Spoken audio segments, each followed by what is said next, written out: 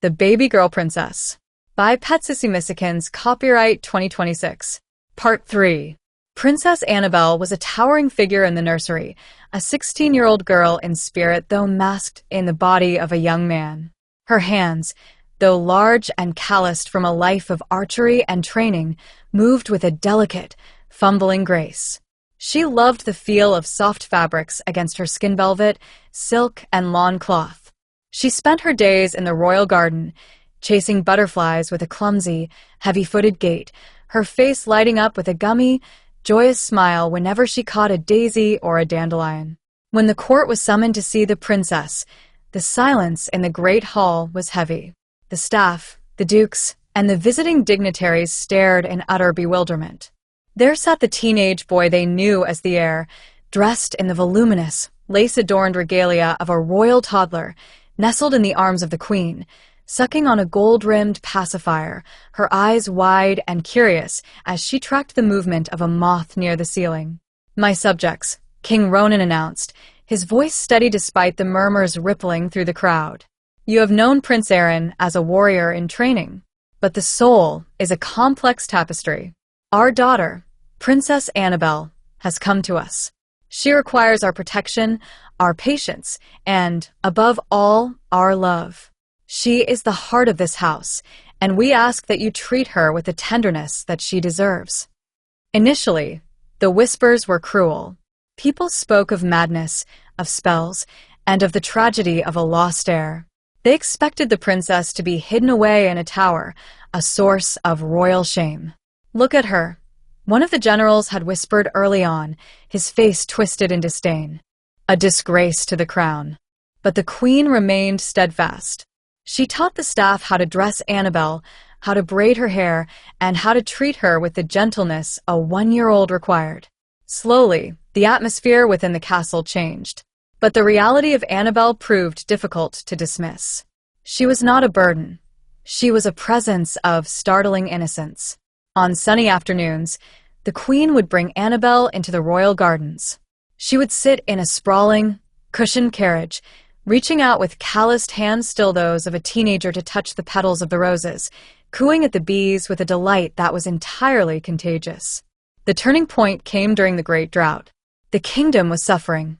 The crops were withering, and the people were growing restless and angry, threatening revolt against a throne they perceived as weak and distracted by the madness of the prince.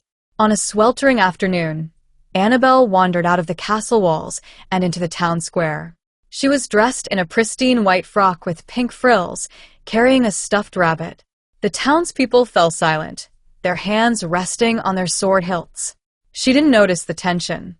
She saw a group of children crying near a dry fountain, their mothers looking on with hollow eyes.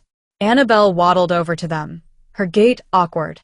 She knelt down, her large frame casting a long shadow, and held out her toy rabbit to the smallest child.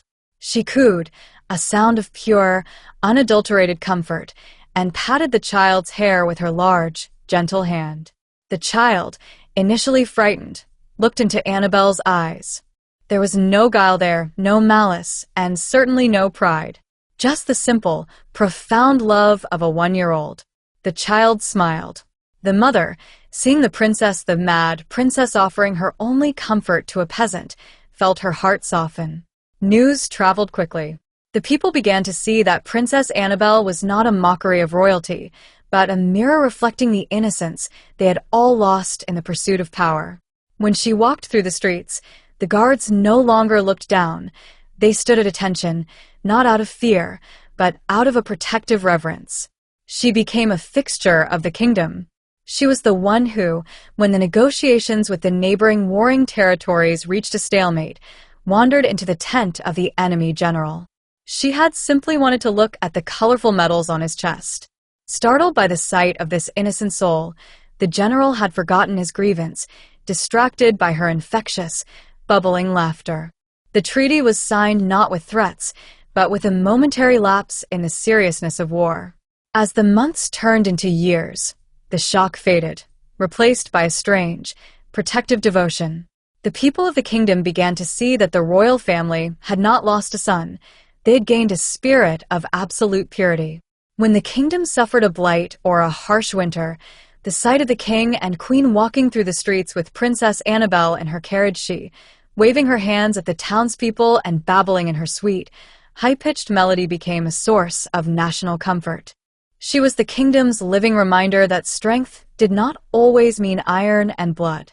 Sometimes, strength was the courage to let go of what others expected you to be and to become exactly who your soul demanded. In the quiet of the evenings, when the sun dipped below the spire, King Ronan would sit by the nursery fire, holding his daughter. Annabelle would be draped in her favorite lace blanket, her head resting on his shoulder, her breathing rhythmic and calm.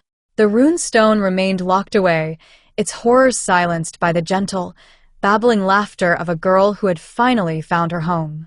The kingdom of Oak Haven grew in peace, for they were led by a king and queen who had learned the greatest lesson of all, that even the most broken road can lead to a place of perfect, unconditional love. And in the center of that love lived Annabelle, the princess who never grew up, and in doing so, taught an entire nation how to be kind. The end.